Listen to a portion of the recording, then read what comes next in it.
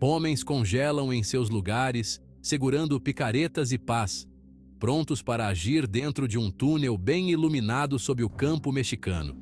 Eles conseguem ouvir as vibrações de um veículo acima deles e, temendo fazer qualquer barulho que possa denunciá-los, seguram seu trabalho enquanto a patrulha da prisão passa sobre suas cabeças.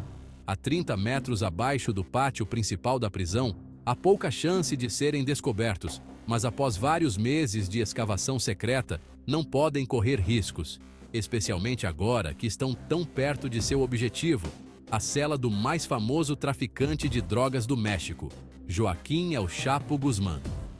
Por meses, eles escavaram através de rocha sólida com nada mais do que picaretas e pás, movendo-se o mais rápido que podiam com seu equipamento limitado, mas com extrema cautela. O trabalho seria muito mais rápido se pudessem usar equipamentos modernos de escavação, como marteletes e perfuratrizes. Mas isso não só faria barulho e poderia denunciá-los, como também chamaria a atenção para a área de construção, que estava a apenas 1 quilômetro do perímetro da prisão.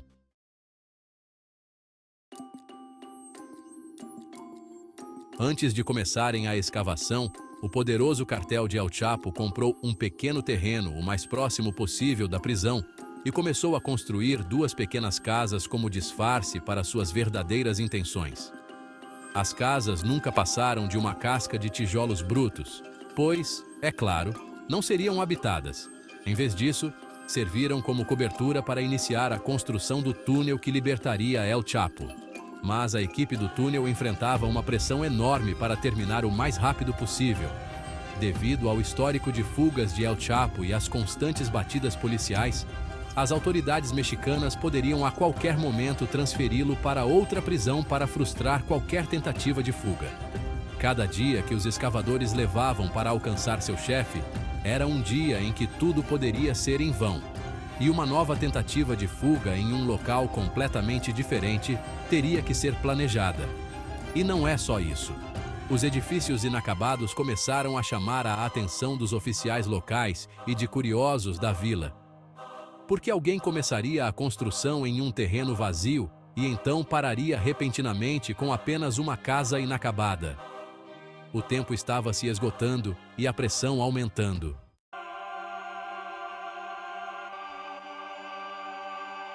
Dentro de sua cela, El Chapo era o prisioneiro modelo. Apesar de seu longo histórico de ordenar algumas das mais horríveis violências que o México já viu, El Chapo manteve uma atitude cordial e até mesmo agradável com seus guardas prisionais e companheiros de cela. Suas conversas por telefone eram cuidadosamente monitoradas, sua correspondência verificada pelos oficiais da prisão. Mas nenhum indício do plano em andamento jamais foi revelado. El Chapo era um verdadeiro profissional agora, e paciente, mas sua paciência estava se esgotando. Os escavadores enfrentaram uma tarefa desafiadora desde o início e sabiam que precisavam se mover rapidamente. Apesar da pressão incrível sobre eles, conseguiram não só alcançar El Chapo antes de uma possível transferência, mas também conseguiram romper até a cela de El Chapo apenas 16 meses após sua estadia na prisão. O túnel que construíram era sofisticado, impressionando os oficiais que mais tarde comentariam que um túnel de tal magnitude deveria ter levado de 18 meses a 2 anos para ser construído. As paredes do túnel foram reforçadas com painéis de madeira onde necessário, e um gerador bombeava ar fresco através de um sistema de ventilação de 1 quilômetro para manter o túnel oxigenado. No chão, os escavadores instalaram trilhos e usaram uma motocicleta para transportar 2 carrinhos cheios de terra de um lado para o outro ao longo do poço. Uma vez que El Chapo fosse alcançado, ele usaria a mesma motocicleta para percorrer rapidamente o quilômetro até a liberdade. No entanto, toda essa terra precisava ir para algum lugar. Portanto, os escavadores transferiram a terra para a abertura do túnel, onde outros espalhavam a terra pelo campo externo, em vez de despejá-la em montes gigantes, o que sem dúvida chamaria a atenção. Ainda assim, a presença de terra fresca cobrindo acres de campos vazios certamente chamaria a atenção eventualmente, e as perguntas seriam difíceis de responder para a falsa equipe de construção acima do solo.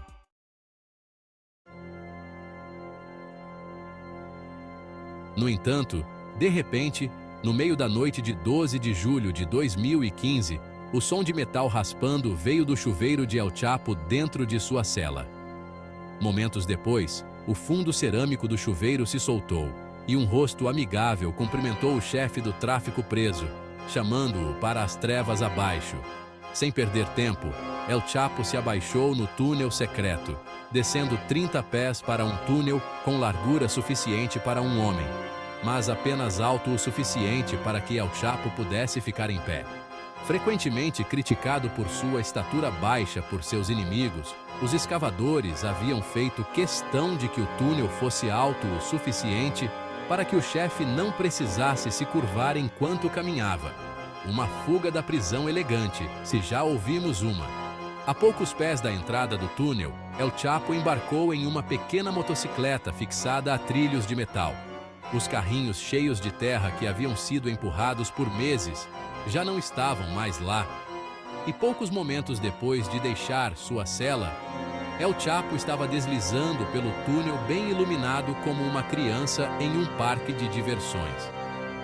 2 minutos depois, El Chapo terminou sua volta, subindo por escadas de madeira e emergindo na casca vazia de uma casa que sua equipe havia trabalhado secretamente por 1 ano e meio.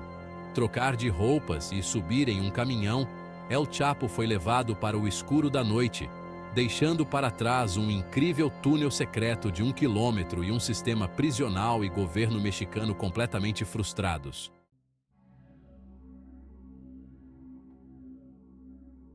El Chapo seria capturado novamente poucos meses após sua fuga, depois que sua mais nova casa segura foi revelada semanas antes de sua chegada por homens descuidados, que foram avistados por moradores locais. Em resposta aos relatos de homens fortemente armados, as autoridades mexicanas colocaram a casa sob vigilância e interceptaram comunicações dizendo que vovó ou tia estava vindo visitar. Percebendo que era um alvo de alto valor, os oficiais esperaram sua chance de atacar. 1 mês depois, soldados das Forças Especiais Mexicanas invadiram a casa e mataram vários seguranças. Mas El Chapo e um de seus tenentes mais seniores escaparam por, você adivinhou, um túnel secreto.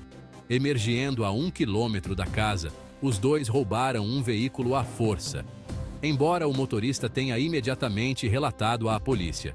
Após emitir um alerta para o veículo roubado, policiais federais descobriram o carro roubado e prenderam os 2 fugitivos.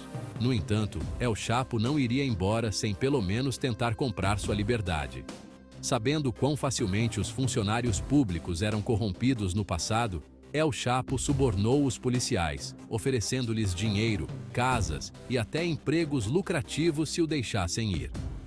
Mal sabia o desespero rei do tráfico que estava lidando com uma nova geração de policiais mexicanos, menos suscetíveis à corrupção do que seus predecessores.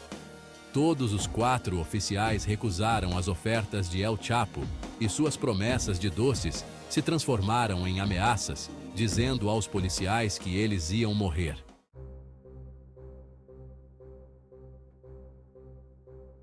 Os 4 oficiais enviaram fotos de El Chapo para seus superiores e foram informados de que a polícia havia recebido um alerta de que 40 assassinos, fortemente armados, estavam a caminho para resgatar El Chapo. Com as forças amigas ainda ocupadas no local, os oficiais foram ordenados a se refugiar em um motel nas periferias da cidade, onde se trancaram em um quarto vazio e se prepararam para um possível confronto mortal. Enquanto isso, El Chapo ria, ecoando suas ameaças anteriores. De repente, um comboio de veículos iluminou a estrada do lado de fora, claramente em direção ao motel isolado. Os oficiais, armados com rifles de assalto M16 e pistolas, se prepararam para o que certamente seria seu último confronto. El Chapo zombava deles, dizendo que estavam prestes a enfrentar a morte, e depois disso, suas famílias. No entanto, os oficiais mantiveram sua posição, prontos para morrer em nome do dever, se necessário. Quando os veículos começaram a entrar no estacionamento, no entanto, as zombarias de El Chapo morreram em sua garganta. Quando o brilho dos faróis desapareceu, os oficiais barricados puderam ver caminhões militares cheios de fuzileiros navais mexicanos, apressando-se para assumir posições defensivas ao redor do motel. Minutos depois, um El Chapo, visivelmente derrotado e desanimado, foi arrastado para uma SUV e levado rapidamente para um aeroporto.